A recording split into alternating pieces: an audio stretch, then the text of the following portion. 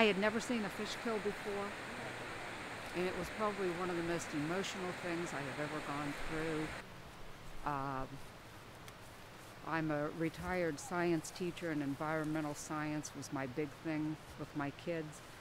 And you talk about these things, but you never really realize what it is until it hits you in the face. To this day, this long after the fish kill, when I walk down here or I hear this stream up on my porch, and I know it's dead, it has an impact on you that you really cannot tell people.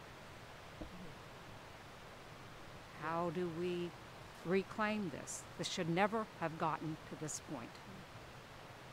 I don't understand why we have to wait till something is dead before we take care of it. This hits every ecosystem. This has hit the birds, this has hit the mussels, it has hit the insects. Every conceivable thing, they all depend on it.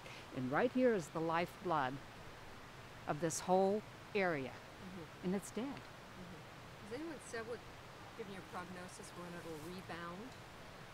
No. No. Any thoughts about that? I don't think it will be in my lifetime. Oh, wow. Okay. I know we're not going to see mussels. We're not going to see fish. I mean, a mussel that big, you're talking maybe 20 years. Will I ever see it back to where it was? No, never. There were some kids down here that were trying to put the fish in buckets of water, trying to keep them alive, and they're crying and tears are coming down their eyes because where do you take them? There's nowhere to take them, because if there's something in this water, it could spread somewhere else. And trying to find an area that is clean, there's nowhere to take them. And it's a devastating blow to this whole community, because this was a recreational area. Generations of people came here, grandchildren whose grandfathers and great-grandfathers fished in this area, and it's gone. I know Consol Blacksville number 1, out of their treating facilities, the water goes right into the Dunkard, and the EPA has allowed them. Yeah, there's not just one person at fault, all the way through the regulatory system. Did you say that you actually got in your car and followed some of those trucks? Yes, I did. What, did those guys get nervous, or did they stop? Oh, they pulled off. When they saw me watching them, they pulled off to the side of the road and sat there. And one of them was Burns Drilling. Does that tell you anything? So it just kind of became one big come one, come all unregulated dump. Yeah. Let's just dump. Out of sight, out of mind. On Saturday, September the 19th, I followed 2 trucks up here. This yellow gate was not closed, and neither was the chain link fence closed. I did watch 2 trucks go in. I could hear their pumps dumping whatever it was and watch them leave.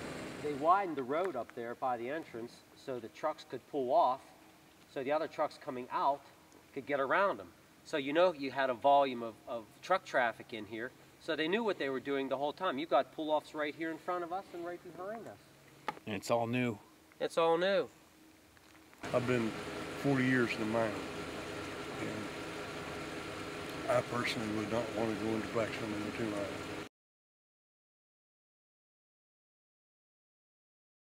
The millions of gallons of water in Blacksville number 1 mine, and the amount of distance that was left of unmined coal between Blacksville number 1 and Blacksville number 2 by federal law, it's sufficient, 500 feet. But when you put millions and millions of gallons of water up against 500 feet of coal, that's not a real good combination.